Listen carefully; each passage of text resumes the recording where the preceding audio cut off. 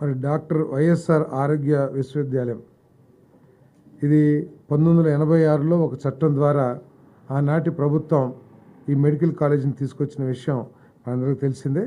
98లో అప్పుడు చట్టాన్ని సవరణ చేసి ఎన్టీఆర్ యూనివర్సిటీగా పెట్టడం, తర్వాత ఆయన ఈ మెడికల్ అవసరాలన్నింటినీ కూడా ఒకే ఇన్స్టిట్యూట్లోకి తీసుకొచ్చి ఒక యూనివర్సిటీగా స్థాపించిన ఎన్టీ రామారావు గారి పేరు పెట్టాలని ఆ రోజు నిర్ణయం తీసుకుంటూ జరిగింది.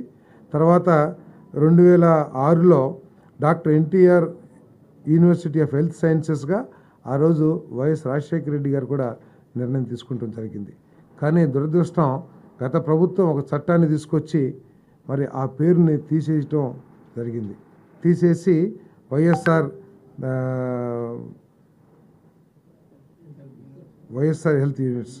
హెల్త్ యూనివర్సిటీగా పెట్టారు. దీనికి సంబంధించి